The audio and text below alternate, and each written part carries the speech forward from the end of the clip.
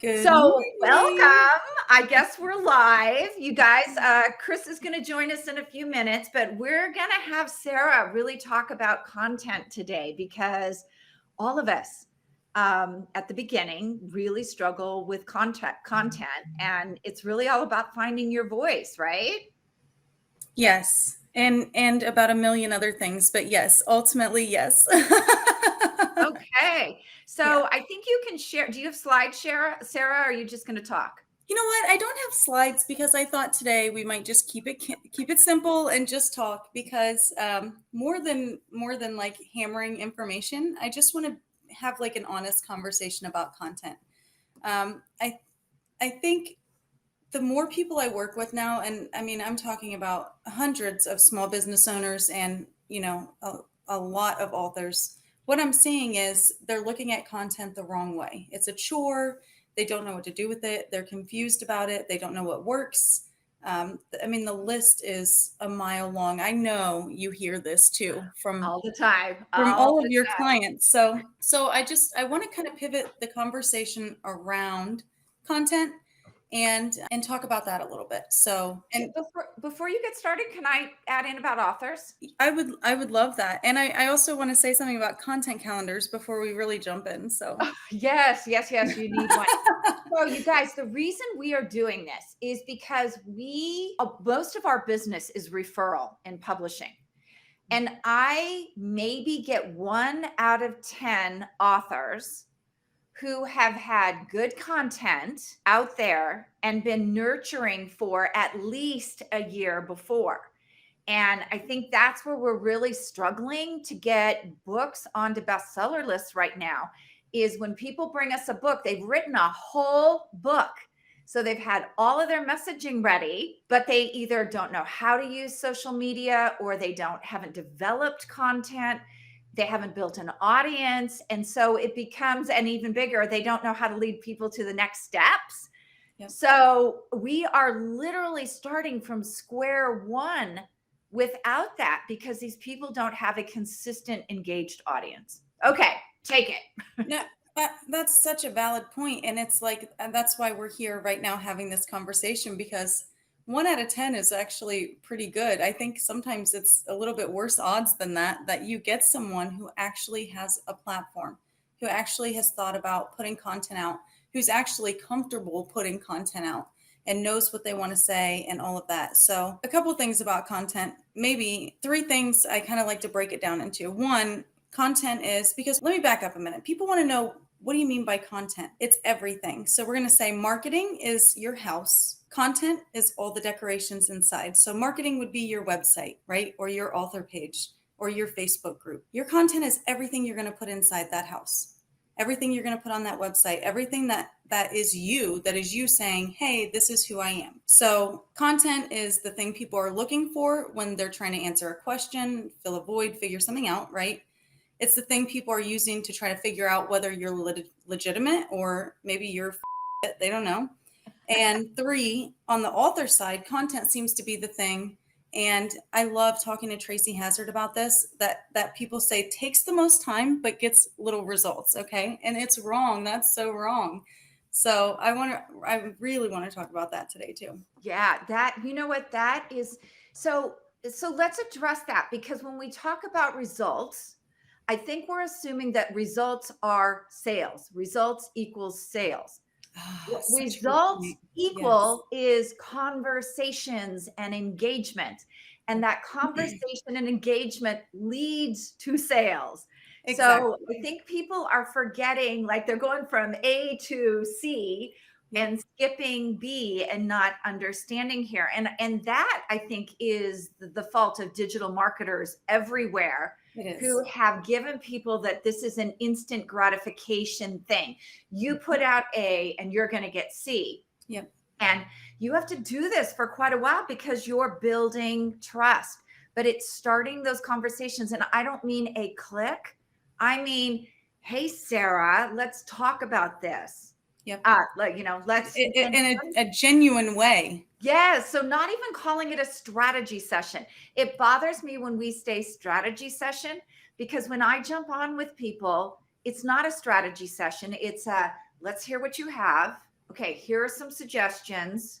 And usually when you approach it as I care and I'm not going to sit here and sell you something, you will find that they will come and say, all right, so how much are we talking about here? And what do you suggest? And so all of a sudden it's like that awkward sales thing comes out because you already built their trust with the content. It's so true. It's so true. And that's part of the reason I kind of despise funnels. You know, you see these ads, everybody's a coach on Facebook, everybody's a coach on Instagram, and it's really seeping into LinkedIn too. And the whole thing is like done for you, you know, like we'll take care of everything. You'll make six figures, and they're skipping the part in the middle, like you said, where you have to build relationships and trust. Like, okay, let's say you get a sales funnel and it really kicks ass and it does what it's supposed to, and then it falls off after, you know, you ride the wave for a few months. Then what? You have no platform, you have no engagement, you have no community, you are not consistently posting, you've not gotten any better at creating content. So what did you do? Nothing. Yeah. There used to be this guy over on Facebook who had a group, and every 3 months he would reach out and he'd say, hey, Juliet, are you interested? I have this program that is 6 figures in 6 months doing blah, blah, blah, blah. And every time I would go back and I'd say, wow, you know what? Can I talk to some of your really satisfied people? And then he would go away. And then he would come back like 6 months later. Yeah. And then I'd ask the same question. And he was a very popular person over there. So I don't know if people weren't getting results or they weren't getting the promise, the big juicy promise, but it was kind of hilarious that every time I asked for that, I got, see you in 6 months. Oh my goodness. Oh, and I mean, I see that all the time. So, I mean, what you said is exactly the way we should be thinking about it. So if I'm saying like your marketing is your house and your content is all the decorations in your house, you're not trying to sell your decorations when people come in. They're there because you want them to get a sense of who you are. You want them to feel comfortable. You want things to look nice. You know, you want some cohesion. You want some sort of foundation. It doesn't have anything to do about sales in the beginning. And that's where things go south so quick, because that's what a lot of people are telling authors to do. So let's go to content calendars for just a minute, because you and I have gone on like major ranting sessions about this. We'll save the people of LinkedIn from that today, but National Hot Dog Day does not need to be part of your content strategy. You know what I mean? Like, yes. come on. I saw that. That was real. Okay. That was a real suggestion on a free gift, free guide that an author coach or a book coach was giving out. And I'm sorry, but like just slapping up the same garbage kind of post that everybody and their brother's putting up just for the sake of putting content up. Like, you would not just randomly put a picture of a hot dog in your living room because someone told you to. Well, like, it's your decorations, right? So like, why are we doing this? Some people might. Yeah. And you know what? That was really crazy, because the free gift was a calendar with all of these holidays on it. And seriously, in my content calendar, I will put a graphic for Merry Christmas, a Happy New Year. I think a Happy Easter, maybe 4th of July. I think I put in one for Memorial Day, Veterans Day. But it's not the rest of the year, unless not National Hot Dog Day. I know, unless a hot dog is part of your messaging, right? You know, there's no reason to understand that. What you do need to understand about that content calendar is that you need one, because it keeps you consistent, it keeps you organized, and if you're doing it the right way and developing content, it takes me about an hour to put one together. I have to do it over a little bit of time because some of the assets, because of our magazine, are late, but there's no reason why this should be, if you're creating content, why this should be such a big deal. Right. It's so true. And one of the things I think is like just getting over that hump, because the more you do it, the better you get at it, the easier it becomes, the quicker you become at building out your calendar, and really the better you get at coming up with content that's consistent with your brand anyway, or your book. So it's like you have to take those first few baby steps that everybody's wanting to skip. So, you know, the first month of your content calendar, maybe it takes you 2 hours to sit down and do 2 hours for 30 days worth of posts. If they're authentic and genuine, that's not a bad time sink, because those relationships are going to be monetized down the road. Just because they don't have a dollar sign on them right now, they are going to turn into a piece of your monetization down the road. So it's like that is something also, when we're talking about the process. Okay, so you spent a couple hours building a calendar, you got it down to an hour. 1 hour a month for relationship building is nothing. I do this for 45 minutes every morning with my coffee. I have dedicated engagement time where I get on, I set a timer, I get on LinkedIn and I scroll. Instead of, scrolling Johnny Depp and Amber Heard or puppies or whatever's going on, for an hour mindlessly, I set a 10-minute timer. I search on LinkedIn hashtags that I really align with my brand, like maybe writers community or author life, or a couple. There are probably 20 that I kind of jump around from. But I do that. I see what other people who are using those hashtags are doing, and I engage with them. I like their posts. I comment on their posts. If I see something I really like, I'll save it. And maybe I want to do something like that down the road. That really resonates with me. So this kind of like in between relationship building time where you slow down, where you're not putting a price tag on it, it can't be skipped. It's more important than whatever when you get to your sales pitch, whatever you're selling at the end. Yeah, I agree. Hey, Chris. Sorry, tech difficulties. I had to switch computers. That's okay. That's okay. We went on without you. So let's get down to, we talked a little bit about that content calendar, content and repurposing. So recently I had Nina Fro Reap on one of my podcasts, and she actually did a post, because she's a fabulous repurposer, about how well we repurposed our content. And it was because we took a simple recording of a podcast. It is transcribed. It is over on YouTube. It's on our website. It's and on every podcast platform. But then we had Sara write it into an article for the magazine. Then we made posts out of them. So it went on. And even further, which I don't do well, but I know other people do, is taking snippets of those podcasts and doing, what are they called, Sara? It always... Audiograms? Yeah, audiograms.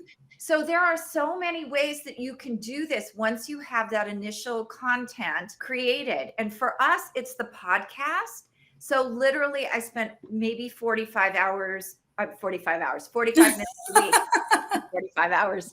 No, 45 minutes. Man, that is one episode. Yeah, recording, uploading, and I'm done. It's on my content calendar, and then, finding those ways to repurpose it. So how long every week would you say is a good amount to spend on creating the content, the initial piece? Oh my gosh, that's a great question. And we need to talk about video with repurposing, because nobody wants to talk about video, but it has to happen. You've got to get over that hump. So I would say if you were doing that for yourself, you would set aside maybe 2 to 3 hours a week. If you're going to record a podcast episode, the time it takes you to record, if you're doing any amount of editing, which I know most people starting out are not, they're just uploading their sound, their audio, and their video. And from there, the apps and platforms that you can use for the audiograms, putting things on YouTube, transcribing, they do all the work for you. And you're talking about minimal fees, if not free, memberships on some of these. So I would say starting out as a brand new, fresh newbie, newborn baby, 3 hours. That's it. And to me, that's not that big of a time commitment. I do content 24/7. I understand, but I don't think that's too much to start building up an author platform. That's interesting. And you guys, this right here that we're using, this Restream, this is a great way to do this, because we are streaming right now on my YouTube channel. When Sara jumped on and when Chris jumped on, there is a mechanism where the hardest part about having a podcast is getting people to share, or having a webinar. They literally, when they logged in, hit a button to share on their streams as well. So they're on LinkedIn, and they're on YouTube right now. So, I don't know. Are you either of you on Facebook anymore? I am streaming on Facebook right now. Are you? Okay. Yep. We won't insult Mark Zuckerberg right now. Yeah. But that's just the way, because I think that, Sara, is really hard too, is you create this content and you have people on your podcast. And I will tell you guys something from my own personal, Sara, share if you've had this too. I cultivate my own guests on my podcast because I want them to be educational. I want them to be interesting. Here's what I don't want. I don't want that famous person on there, because every time I get roped into, oh, this guy's huge, he doesn't share. They're not going to share it. They're not going to share it. So have people on that are interesting, that you have exposure to, that will be grateful and will share and do have audiences.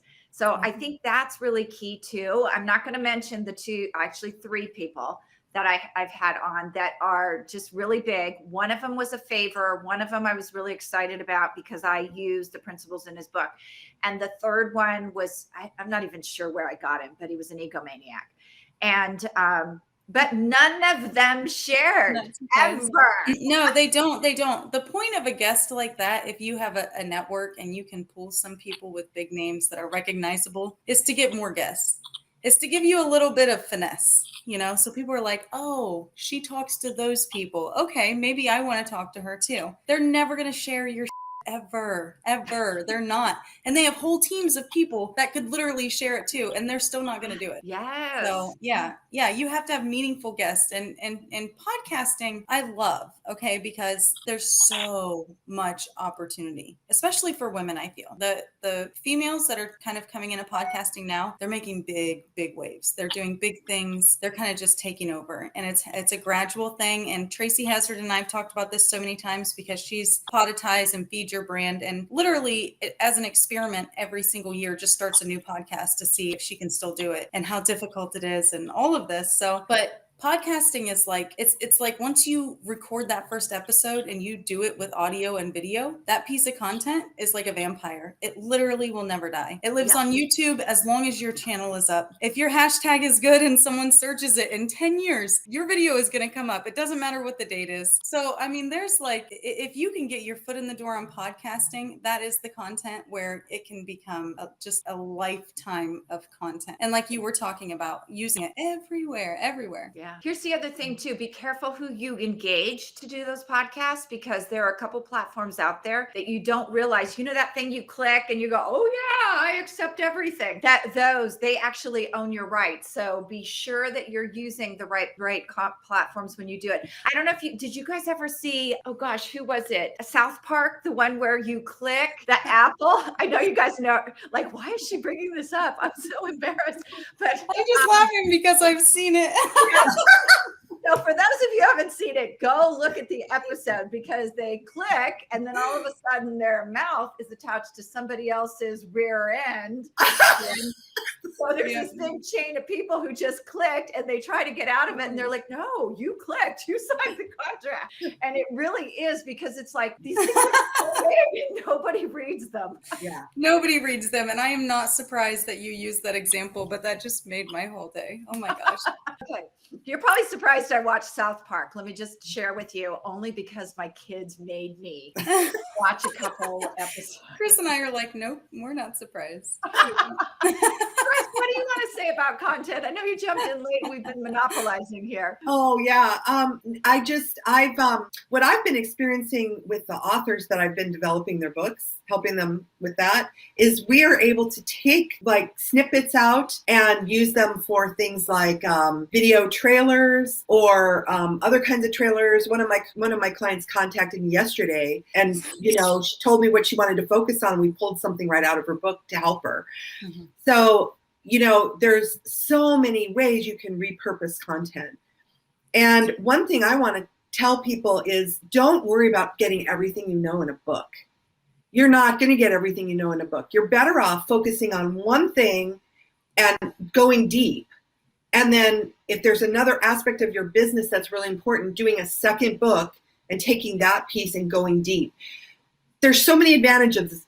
Number one, you don't have to write a book that's, a Shakespeare volume, all collected Shakespeare works, it's this fat. You get to focus on one thing, which is much easier to write, and you end up with a whole bunch of titles under your name instead of one. Mm-hmm. And then when you start taking those pieces, when you go on as guests, you can do it multiple times for each piece. So you got lots of opportunity to use repurposed content. People think they have to come up with something new all the time. I'm sure you touched on that already. And you don't, because people need to hear it over and over. They don't know what you know. Mm-hmm. So they have to hear it over and over to get it. So don't be afraid of that. That just kind of breathe and think in terms of, taking what you know and making it work in many different ways. And we can help with that. I help my clients all the time with that.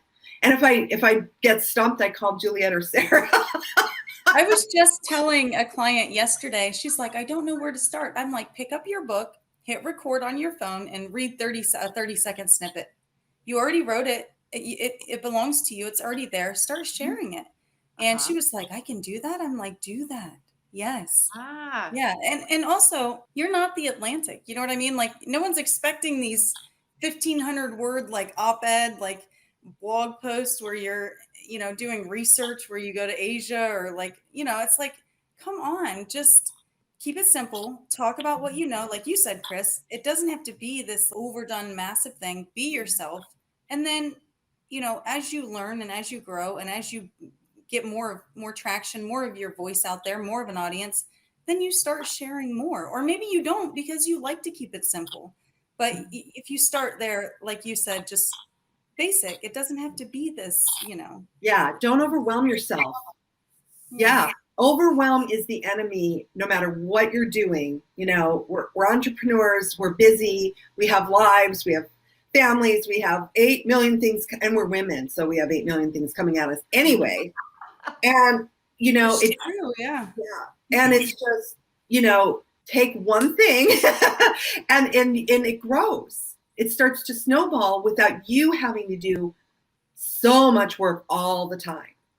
So yeah, it really. And I want to mention that that author that Sarah's talking about used that clip to go get herself a TV interview. She's working with our media experts. So, that was something really simple. So I'm going to go back a little bit. Chris is a book developer. Sarah's a book developer. And people think when they come to me like, oh, now we're going to start marketing since I'm a publisher. And I always have a problem at that point because we should have been doing this the entire time we wrote the book. Yes. People want to know, when do you start on this? It's when you start, because that book developer is going to develop your messaging. The book is going to be written along lines of that message. And then you need to be able to create content that leads people to that message. But even bigger, not only do people come to us and they don't have that, they don't have the next step after the book. Mm-mm. The book is not going to make you millions of dollars. You are not Jack Canfield. What it will be used as the nurture tool along with that content to whatever is next that is your moneymaker. So you need that plan in front of you from the beginning so you know where you're going with all of this. So what additional assets do you need? What's that content? Where can I get that message? People that are in our hybrid publishing that work with our media expert, we tell the media expert, this is where we're going with this. We have someone right now who has a book on feminism, diversity, and equity. She's out on TV talking about Roe v. Wade. What's going on with that? She's out. So because the media expert has those topics and understands, she has the opportunity to look for those other opportunities for her to get her face on now, even though that book isn't coming out until the end of July. We're building that audience for her. So really, really crucial that you start with these guys, Sara or Chris, like from the beginning.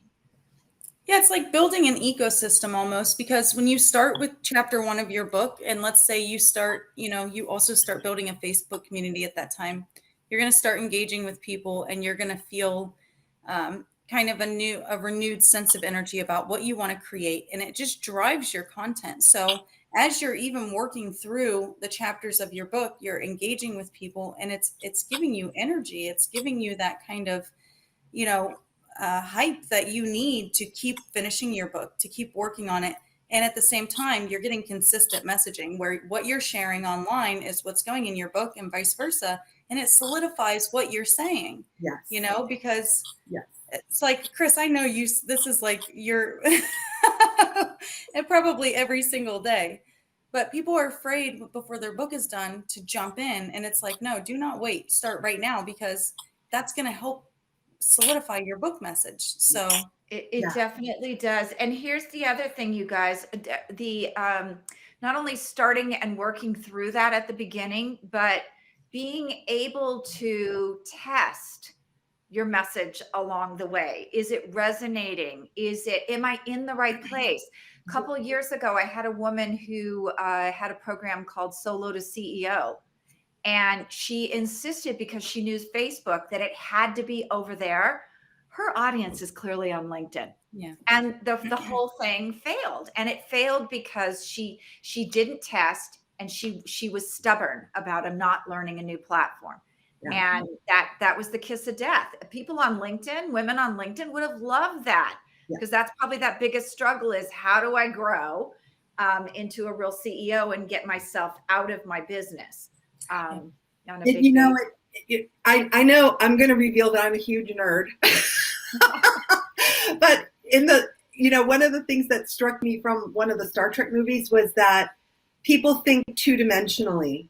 They think linear. They think, oh, I do this first and then I do that. I'll write my book and then I'll find my audience.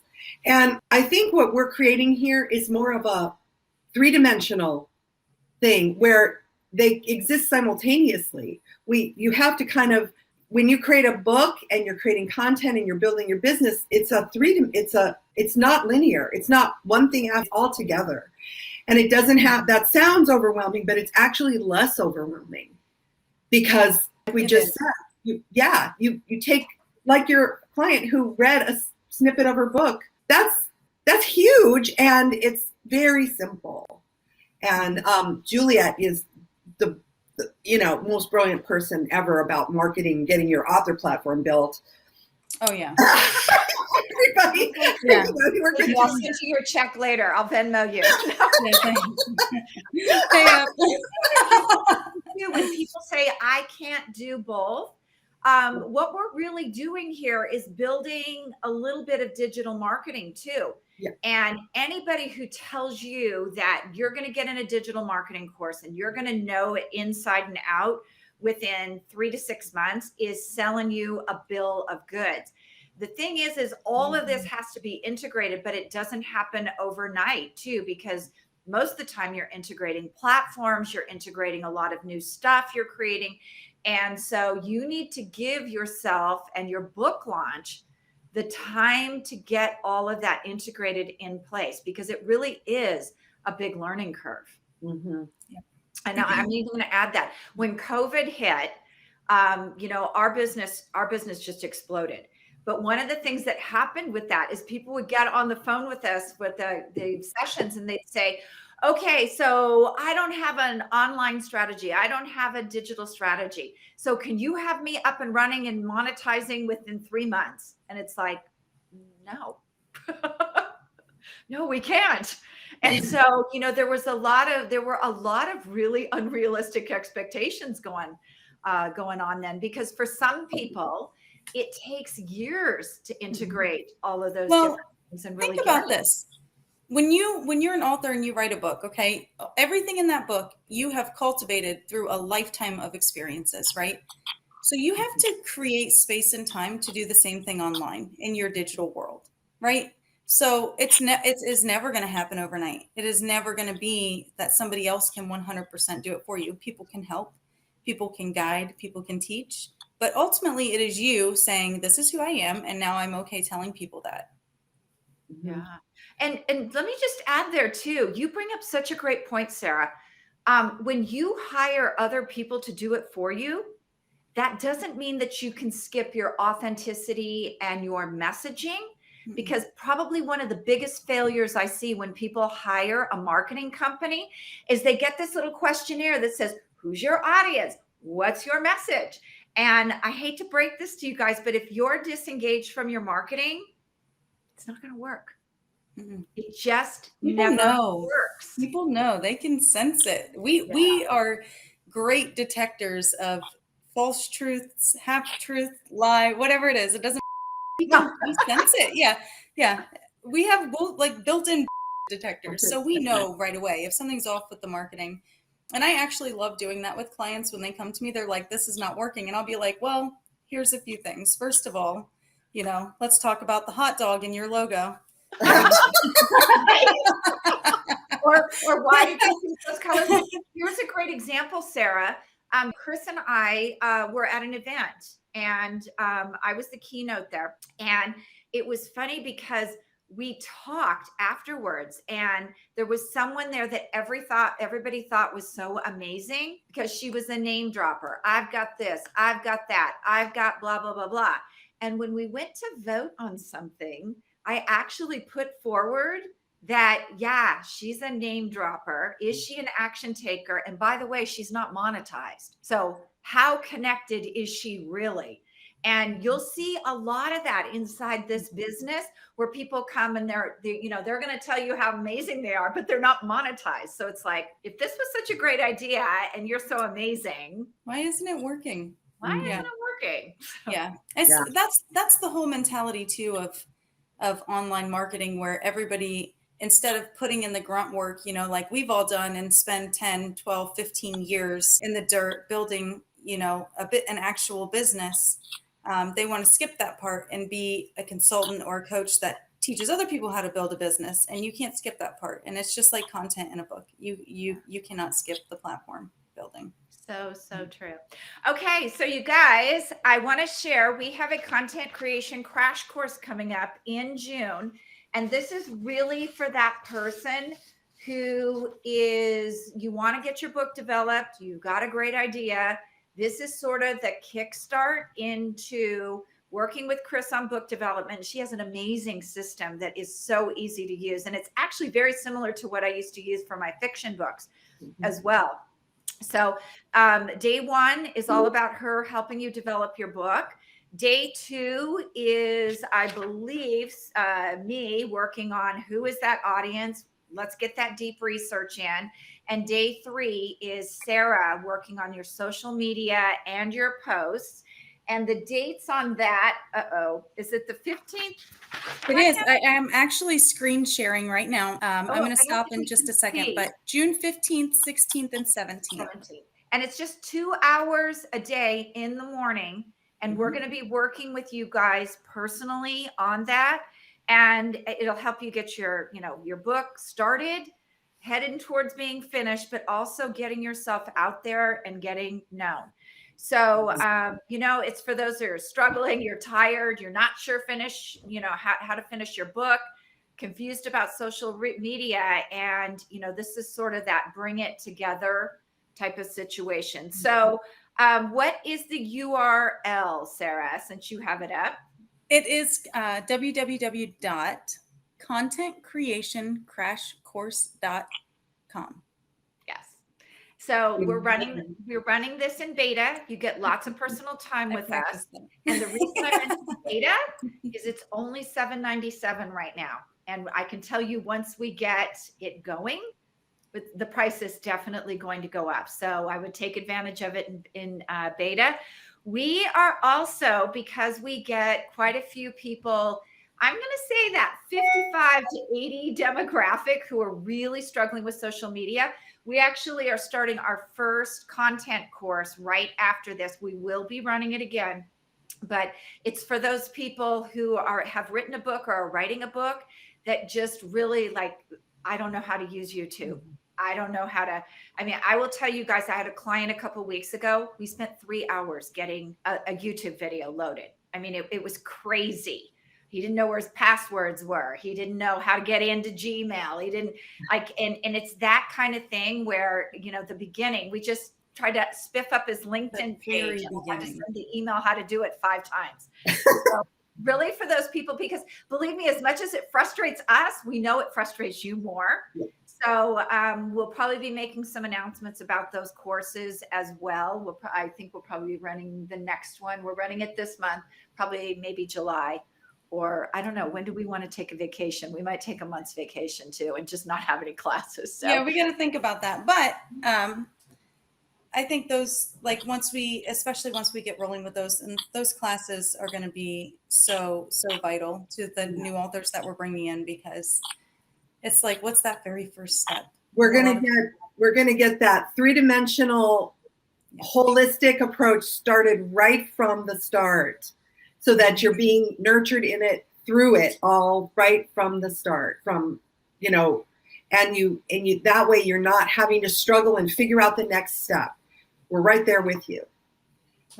Yeah. So again, www.contentcreationcrashcourse.net. And it's .net. I said .com. Oh, it's .net. It's .net. Okay.